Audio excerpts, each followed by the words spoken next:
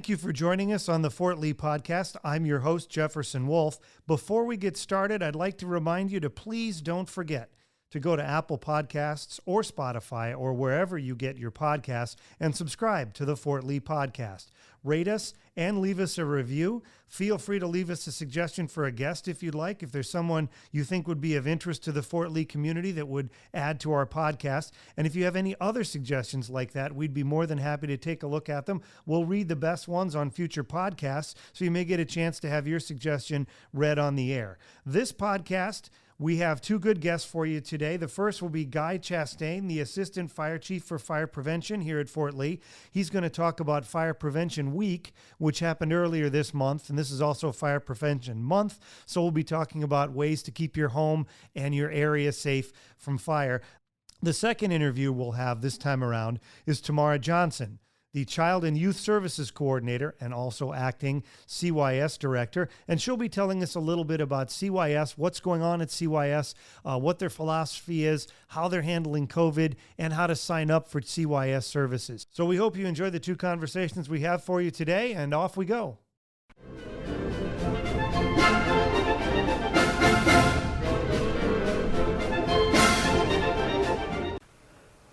Welcome back to the Fort Lee Podcast. I am joined now by Guy Chastain, the Assistant Fire Chief of the Fire Prevention Division here on Fort Lee. Thank you for joining me today. Glad to be here.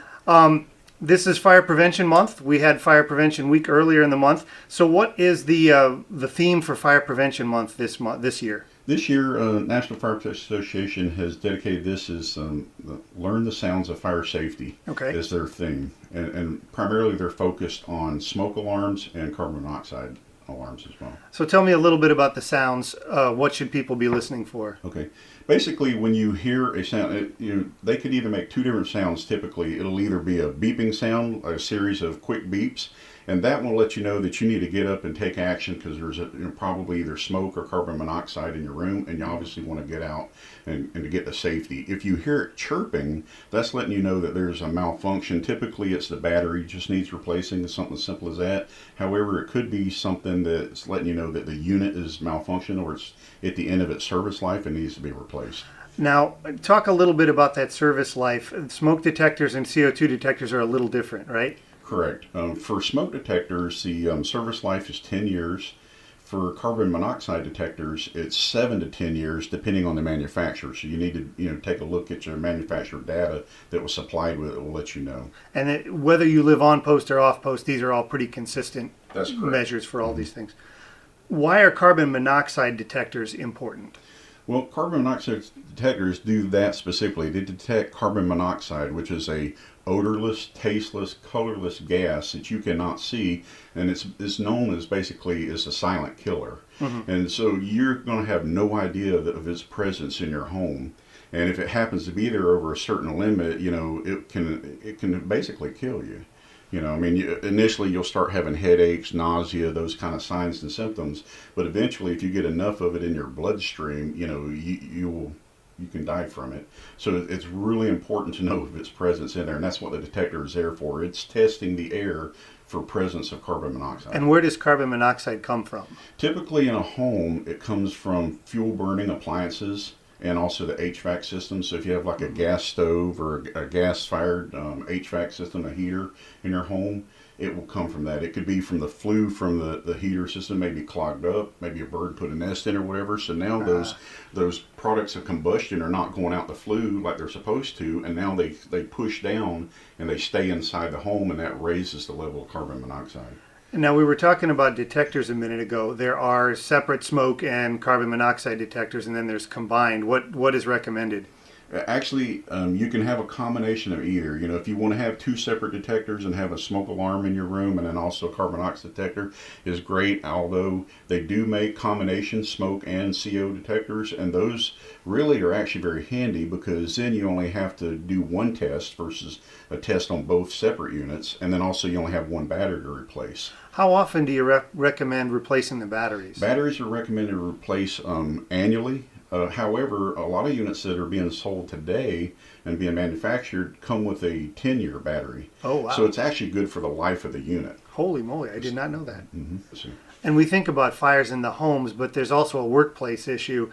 In a lot of cases, you have a lot of fire drills. People get complacent about leaving the building when they hear the alarm go off. Could you talk a little bit about what you should do when you hear the fire alarm go off at work? Absolutely. If you have not been advised that they are working on the fire alarm systems in your building or doing any type of testing, if you hear the alarms go off, you really should treat it as a true emergency and start heading towards the nearest exit and get out of the building. You can, like I said, you can always turn around and come back and get back to work Right, sure. fairly quickly. But if it is a real emergency and you delay getting out of the building thinking that, oh, it's just another false alarm or they were testing, and a couple minutes later you see smoke coming down the hallway and realize, oh no, this is a true emergency, it could be too late at that point.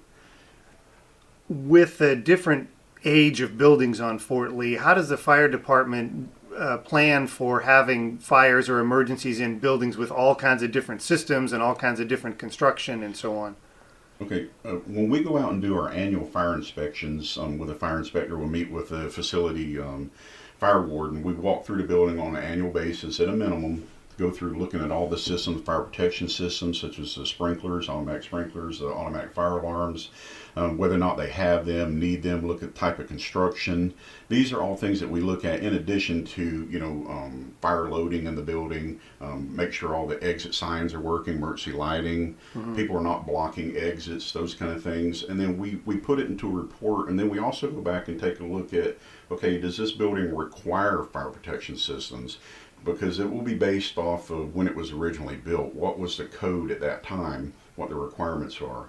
And so we may have some facilities here that do not have a sprinkler system that if that building were to be built today, brand new, would require it. We annotate that into a pre-fire plan and we watch it so as over the course of time, if we're going to do a major construction project or remodel project on a facility, then we get involved in the planning of that and making sure that we get the fire protection systems included as part of that project. And the firefighters pretty well know the buildings here, so they know if they're going to go to a fire in this building, what they're going to have. Correct. Yeah, crews do a lot of base familiarization, walkthroughs of that nature, so they get familiar with the facilities here at Fort Lee. And like I said, we do a risk analysis of all the facilities here at Fort Lee and put that out, and then so they know which are high risk facilities and which are not. And a lot of that will be based on type of construction, what type of fire suppression systems are in that facility, and also the occupant load of the facility. Is it a high occupancy building, or is it something like a warehouse where there's very few people in it? Even though it may be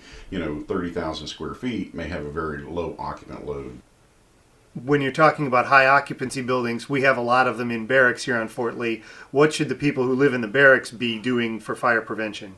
Okay, for one, they should be following all the rules and restrictions that we have, say for instance on cooking, because cooking is like the leading cause of fires in both business occupancies and also anything other than residential. But residential, it on a national average, 51% of fires are caused by cooking. Oh wow. So even in the dorms, here at Fort Lee, unless that dorm specifically has cooking areas for them, they're prohibited from cooking in the rooms. But other than they can use a microwave or a hot air popcorn popper. But they shouldn't be using any other type of cooking appliance, unless they have a kitchen area basically for that. That brings us back into private homes and people who live in their houses, whether it's on base or on base. So you say on base or off base. You say the most likely cause of fire or the place that it'll happen is in the kitchen. Could you talk a little bit about that? Yeah, that's correct. Because again, cooking is a leading cause of fires in all types of facilities. So obviously the kitchen is where the cooking for the most part happens. That's usually where it's going to happen. And unattended cooking is a leading cause of all cooking fires. So, and those are very preventable, and that's what we try to foot stomp is let people know that if you're going to be cooking, please do not leave it unattended because it's easy to get distracted, lose track of time, and before you know it, what you thought, was just going to be warming something up on the stove turns up and catching your whole kitchen on fire. Right. So it's really important to, keep combustibles away from the stove. Make sure your pot handles are turned inwards, especially if you have young children, because, they're curious what's going on. So they're going to come in and try to grab a hold of anything they can.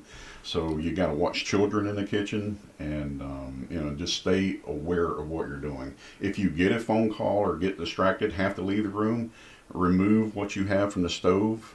Turn the heat off or move it over to a burner that's not on and then turn the heat off and then you can always come back to it. Is it the stove that's an issue, or things like toaster ovens and toasters and hot pots and maybe even blenders? Who knows? Yeah, basically it's the heat producing appliances. Okay. So again, a microwave, if you put something in a microwave and you're supposed to only warm it up for a minute or something, and you put it in there and accidentally fat finger it and put it in there for 10 minutes, and then you walk out of the room, when you come back, yeah, you might have a problem. Same thing with toasters. Just be very careful with them. When you're operating a toaster, I would be careful about putting it underneath, the cabinets or whatever, or making sure that there's just not any, anything that's really highly combustible right around it. And again, unattended cooking, be watchful of it. Right. Moving away from the indoor fires, what's the danger on Fort Lee for an outdoor fire? And I know there's some regulations about having campfires as well. Correct. I mean, here at Fort Lee, because we do have a lot of wooded areas on post, so there's always a possibility of a wildland fire. And so in regards to that, open fires outdoors are not permitted. And, now you can request, for a special, event or whatever, we may take a look at it, and the fire chief has the ultimate authority whether or not he wants to permit it. But I could say, typically speaking, we don't allow it just because the risk is not worth it. So we talked a little bit ago about kids and safety in the kitchen with kids. What can kids do to help prevent fires, and what are you guys doing to kind of give the kids that information? Since there's no schools here, a lot of times the firefighters go into the schools, but you don't have a school on post. So tell me a little bit about kids and what you tell them. Right. So here at Fort Lee, because we don't have schools, but we do have a lot of CDCs and a youth center. So, we will be going out to all of them, talking to the kids about fire safety and what they can do at their level. And primarily what we're doing is, again, this year teaching them about the smoke alarms and the carbon monoxide detectors and what the sounds are. And what we're asking them to do is go back and talk to their parents and say, hey, mom or dad, or do I have a smoke alarm in my room? To make sure that they are being properly protected. And so that's probably the best thing that they can do. And then we also teach them the sounds that they're going to make and what they should do. Whether it's a beeping sound, letting them know that there's an emergency and they need to evacuate. Or if it's just a chirping sound, then they can report that to their parents, so then they can look at the unit and more than likely just have to replace the battery. Also talking to them also about the escape plans, which is really important for the kids as well, to talk to their parents to know that they have a family escape plan in the event of emergency, and they should practice it. They should know, they should have identified 2 ways out of every room in their home, to include windows, so they should work with their parents on that and have their parents show them, hey, from this room, if there's a fire in the house and I go to my door and I feel heat on the door or there's smoke coming underneath it and I know I can't go out that way into the hallway to get out like I normally would, which window in my room can I open to get out? So they should discuss that with their parents, have their parents go over the plan with them, and they should practice it several times a year. Also have, know what number to call to report an emergency. We go over that with them as well, talk to them about where they should safely meet once they get outside the house. So everybody knows that, hey, we're going to go over to our neighbor's house over here in an emergency. Because we may all have to evacuate from a different space in the house and go out different ways. So we're not necessarily all going to get out of the house from the same room or door or what have you. So they need to know where to meet up with their family once they get outside. Right. So those are all the topics that we discuss here at Fort Lee with the kids and the CDCs and the youth center. What would you recommend for somebody that has a second floor, but maybe the stairs are blocked or the fire is in a place where they can't come back downstairs and have to go out the window? I mean, they do, you can purchase rope ladders that they make specifically for that. They have the hooks on them. Oh, wow. So you can, and you can show the kids how to use them or whatever. Again, it's for emergency use only. Yeah. But, you can open up a window, the hooks reach over the edge of the window, and you can climb out and get out to safety. Oh. It's not ideal, but again, during an emergency, anything is better than having to go down towards the path of, where all the heat and smoke is coming from. Being that we've had Fire Prevention Week and Fire Prevention Month, there's a little bit of history behind that. Could you tell us about that? Right. The NFPA, or the National Fire Protection Association, has been promoting Fire Prevention Week since 1922. And what it is, it's all centered around the Great Chicago Fire of 1871, which happened. And when that fire happened, it lasted approximately 3 days. It started on the 8th of October, and it didn't get put out until the 10th of October. It killed between 250 to 300 people, It burned over 2,000 acres, destroyed over 17,400 buildings and put over 100,000 people homeless. Wow. Yeah, it was a huge conflagration, and so it's one of the largest devastating fires in the history of our nation at that time. So National Fire Protection Association used that event to promote Fire Prevention Week. So now Fire Prevention Week always falls during the first week of October that the 9th of October falls into. And then in 1925, President Calvin Coolidge actually signed a proclamation declaring Fire Prevention Week, and it is now the longest running public health observance in the nation. How about that? That's really cool. Now, as far as you go, if people have more questions about fire prevention or have questions about their work building or home building or whatever, how do they get in touch with you? Yeah, they can.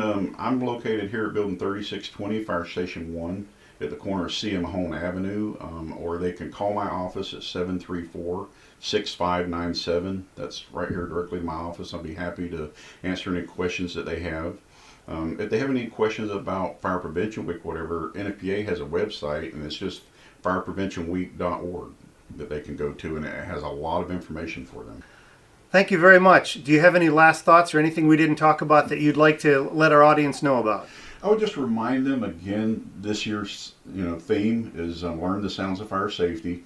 Know about your smoke alarms and your carbon monoxide detectors. Know the sounds that they make and the actions that you should take. So the two slogans that NFPA gave us this year as part of the campaign is hear a beep, get on your feet, which basically means if your detector is making a beeping sound, that means that it's detecting either smoke or carbon monoxide, depending, right. And that means it's an emergency situation. You need to get out and get to safety. And the other one is you hear a chirp tire detector as well. Thank you very much. That's Mr. Guy Chastain, the Assistant Fire Chief of the Fire Prevention Division here at Fort Lee. Thank you very much, and we'll be right back after this.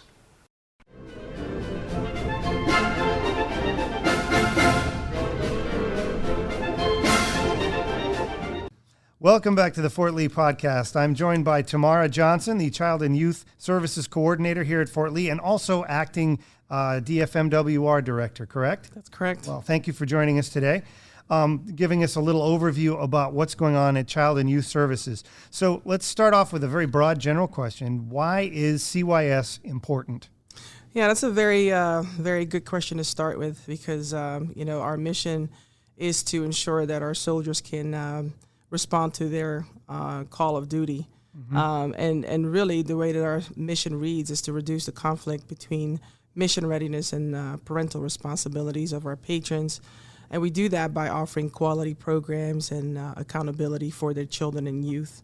What kind of wanted to add in there that military families have unique characteristics that impact their need for childcare. And so, they have very early hours that they might need care and they might need to stay much longer than a traditional family would need to. And so having the appropriate services available is of course, imperative for them to be able to respond to their mission. Our families have a mobile lifestyle, if you will. They're constantly up and going. Families are frequently geographically separated and they go through deployments and things of that nature. And so, having that stability for their children, of course, their most prized possession, their children available is very, very important.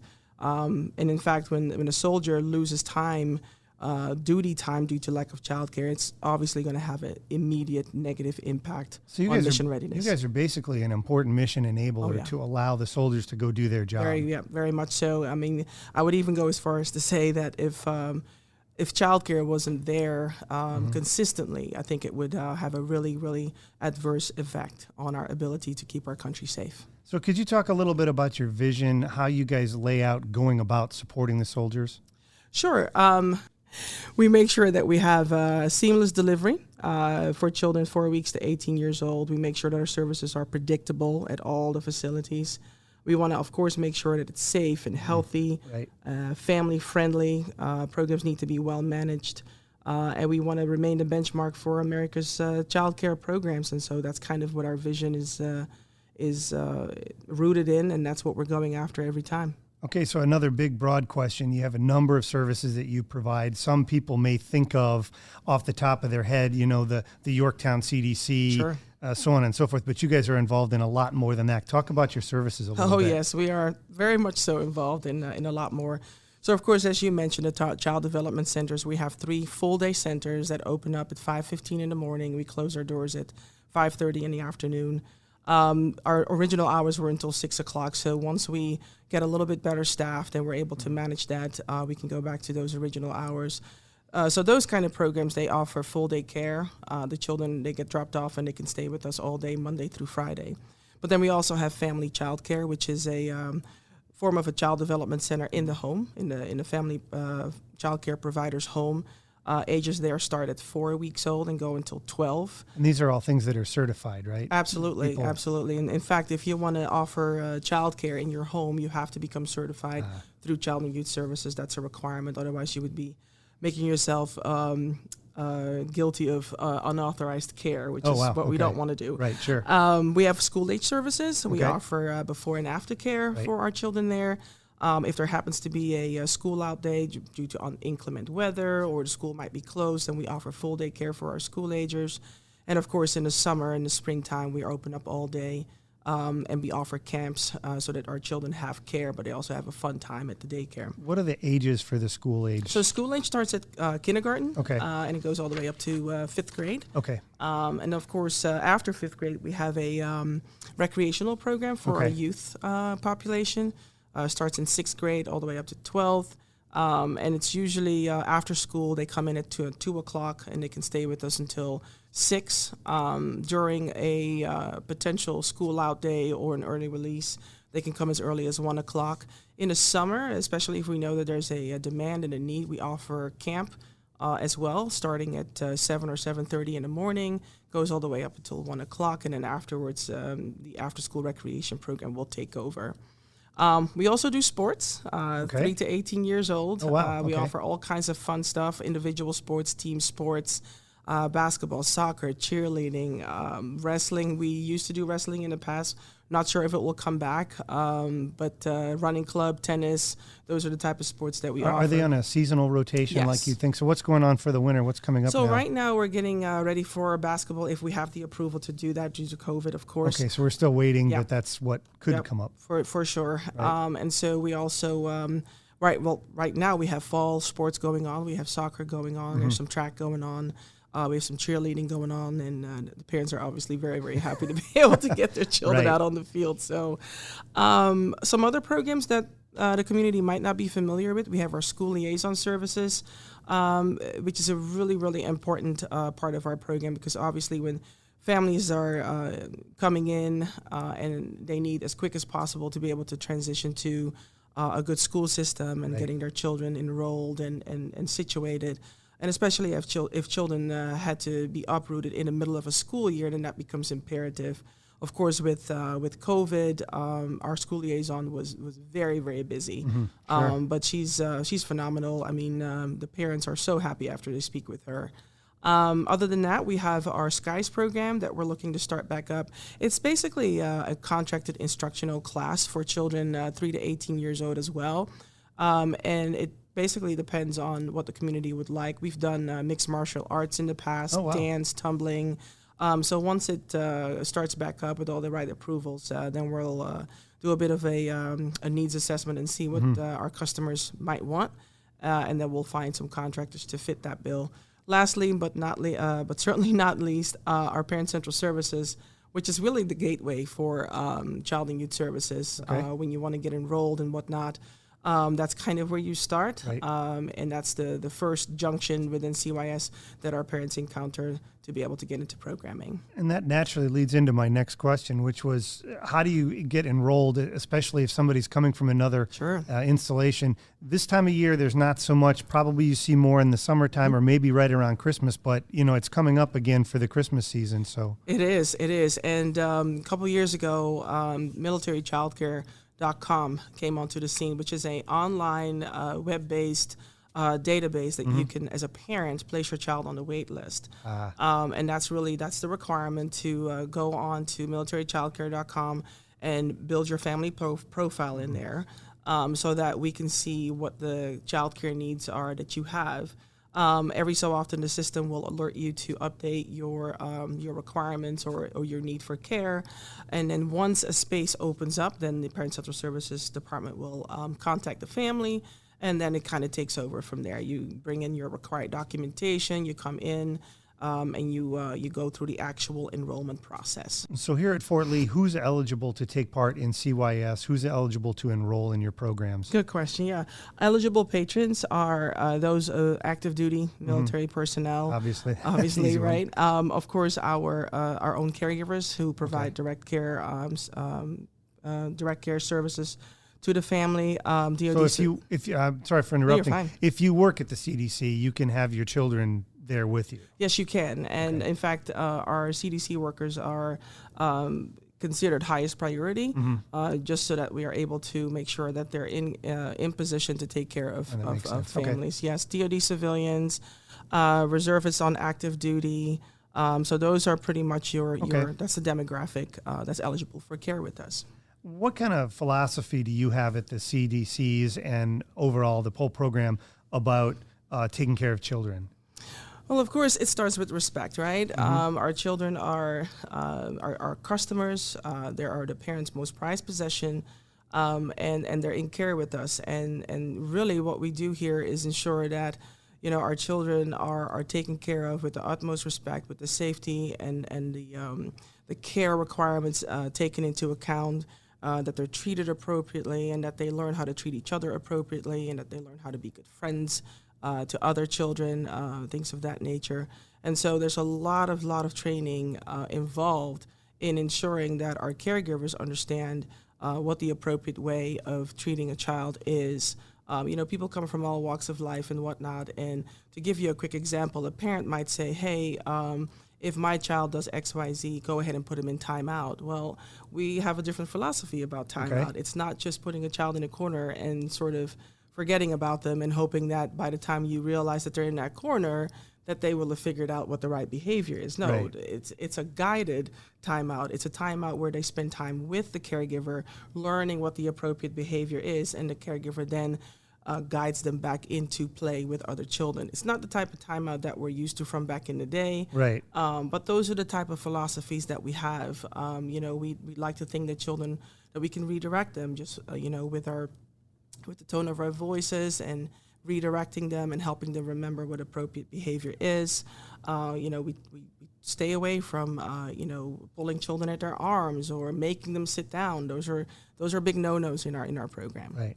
Okay. Do you have any great stories about kids that have been through some of your programs? You've been at this for a while, so tell me about some of the kids that you've seen blossom. Yeah, it's when I thought about this question, a lot of children came to mind, but there's one that really, really sticks out. We had a team member who went through some pretty adverse familial situations, and she was able to turn that back around and really learn from that situation. She came to our youth center and was able to, through the leadership clubs in our program, learn how to get the most potential out of her little life that she had. I mean, she was only 14 at the time. Right. And so long story short, she went through the leadership program called Youth of the Year, which is sponsored through Boys and Girls Clubs of America. All of our youth centers in the Army are affiliated with BGCA, so that's kind of the connection there. And we provide our BGCA clubs to our youth. And so she would come to the club and, really kind of blossom into her own little individuality, and was able to make it all the way to the regional level, and walked away with $45,000 towards her scholarship. Wow, that's cool for college. For college, so you have a kid that comes in at risk, works her way up, and gets pretty hefty college scholarship. And so this is kind of how we're seeing that program is just an opportunity for us to help put youth on a certain platform, right? If that sort of fits their narrative, and work towards some really, really cool things towards her scholarship. And the experience alone is something out of this world. I mean, BGCA does a really, really good job in providing that for our youth. Well, that's cool. Moving from a teenager to maybe some of the littler kids, how do you get the little kids ready to start school? You've got preschool programs and kindergarten programs too, right? That's right. Or pre-kindergarten. Absolutely. Now, and so just so everybody understands, from the moment the children come into our program, they are learning all the skills that they need to be successful, right? And so even as a toddler, a toddler is going to learn how to use utensils appropriately. And just to take my own son as an example, whenever I would go to a birthday party, he would be the only one actually using his utensils. Oh, wow. So there you go. Right. So it works. But absolutely. Learning how to function in a community, in a classroom, that's a pretty tough thing for a 3-year-old. And so in preschool, it really starts to go towards what the skills are going to be when they go to school. So we have a pre-K readiness program called Strong Beginnings. Okay. And that's where the children are really focused on kindergarten readiness. They start to learn how to read or learn how to write. They really focus on their handwriting, but also soft skills such as learning how to stand in line in the cafeteria and, getting their little tray as they would in a cafeteria, and learn how to do buffet style dining It's interesting. You wouldn't think that would be a big deal, but it's something they have to learn. Absolutely, because when they go to school and it's lunchtime, then they go to the actual cafeteria, which is a whole new experience for them. Getting on and off a school bus. Right. We'll teach them how to do that. Kindergarten etiquette, learning how to, manage, the attention that they might want in a classroom by raising their hand appropriately, waiting their turn, things of that nature. So it's a whole program, and we do finish it with a proper graduation with cap and gown, and it's something to be seen. It's I never get through it without tissues because I just know how far they came, and I know again, taking my own son as an example, he grew up in military childcare, and to this day he is still out reading his class and really comfortable in a classroom environment, and so. I believe in the program, and I recommend it to anybody who would like to be in it. Now, moving up another level, as they go to school, you guys have a school liaison officer. That's right. So could you talk a little bit about what the liaison officer does and what your relationship is with the local schools here around Fort Lee? Sure. Yeah, our school liaison officer is an integral part in our program, obviously, because it's all about reintegration into school, coming from a whole different school district.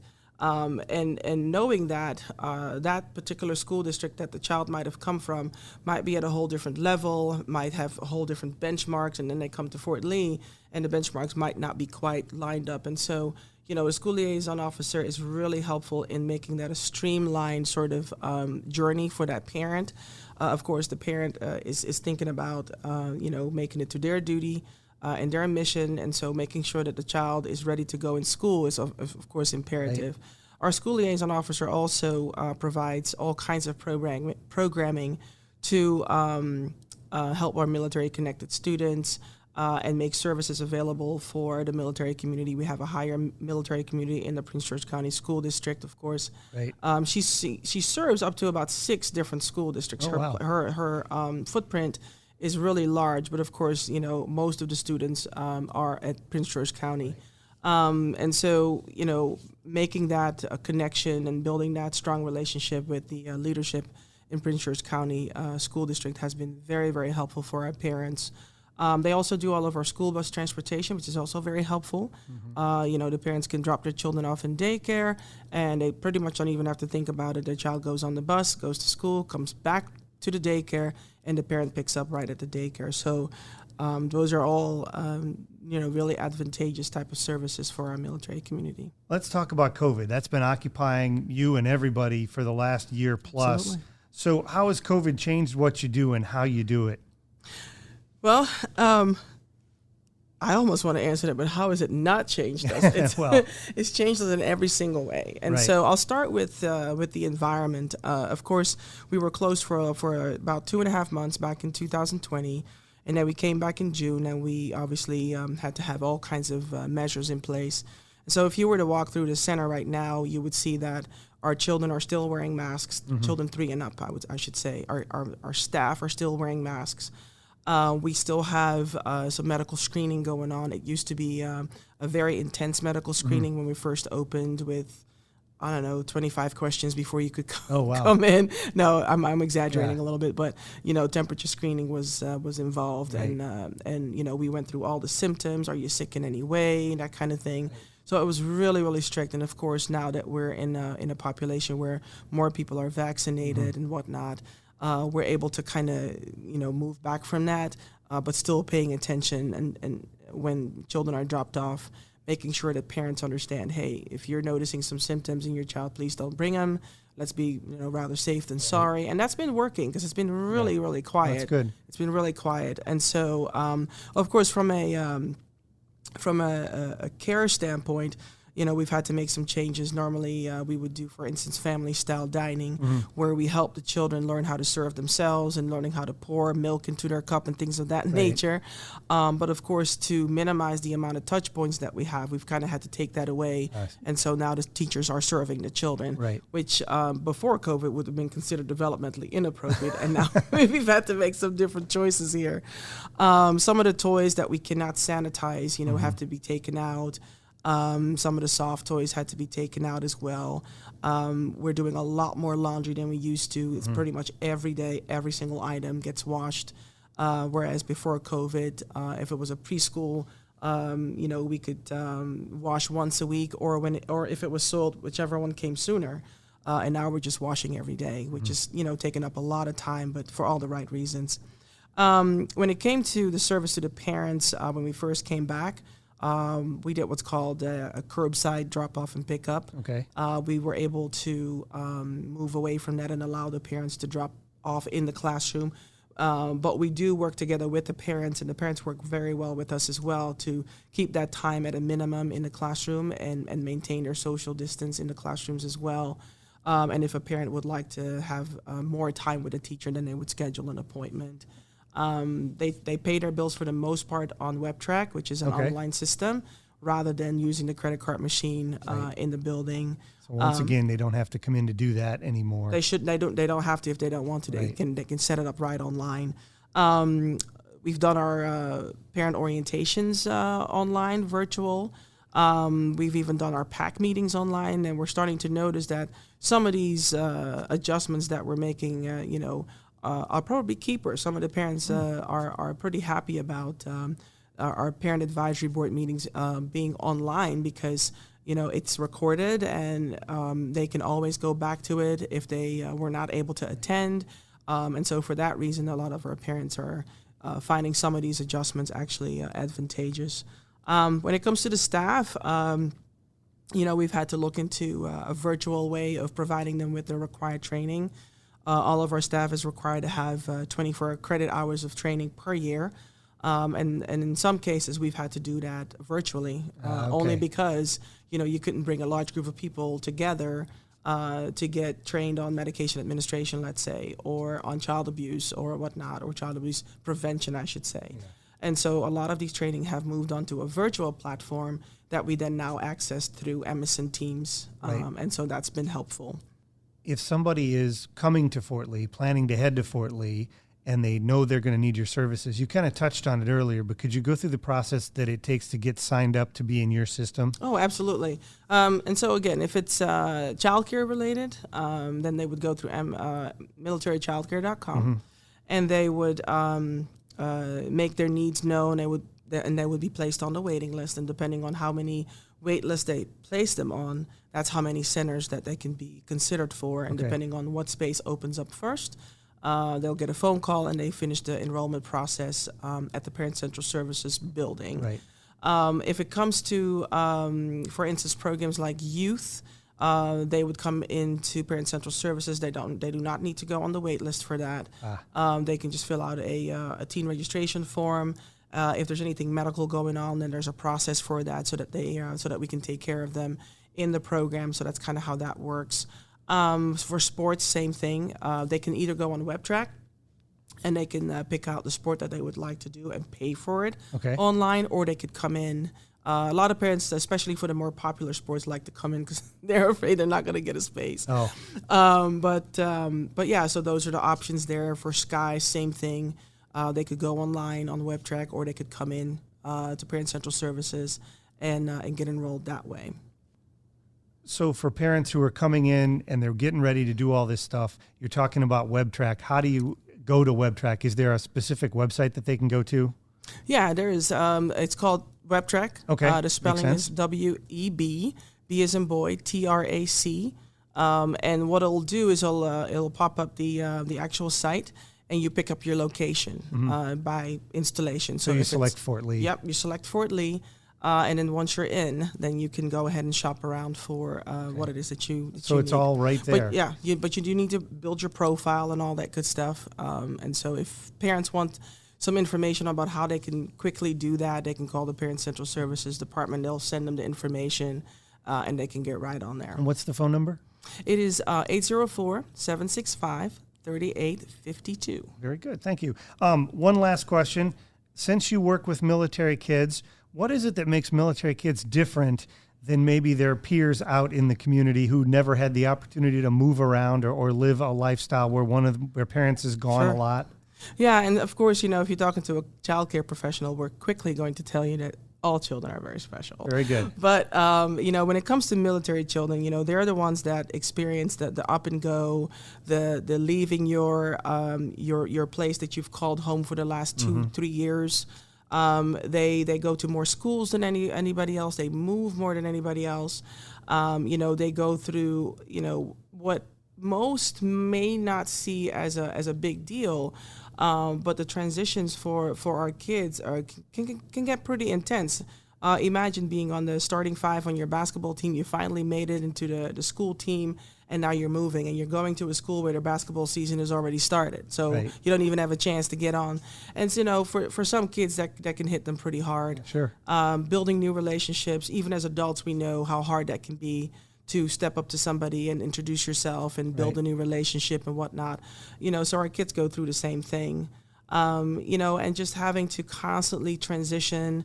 But I think, for the most part, seeing your parents potentially deploy. In some cases, I've seen both parents deploy at the same time. Yeah. And just having that element in your life, not knowing whether your parents are going to make it back on time or make it back in one piece, or make it back alive. You know Right. what I mean? Yeah, that's serious. That is serious. And that's serious. And I've seen, children go through that turmoil, waiting for their parents to redeploy, and then deployments are being extended. Those are the kind of things that, traditional families probably don't go through and don't think about. But that's what makes military youth so unique. It also makes them more resilient Right. than any other population that I know among the children, because they've had to deal with all these types of challenges that come their way. They're more resilient, they're more tolerant, they're versatile, which are qualities that will help them when they become adults of their own and they become part of society. But those are definitely challenges that they have to contend with as they're growing up. Well, thank you very much. That was a great conversation. That was Tamara Johnson, the Child and Youth Services Coordinator here at Fort Lee, also acting DFMWR Director. Thank you very much. I really enjoyed talking with you And today. thank you for having me. It was a pleasure.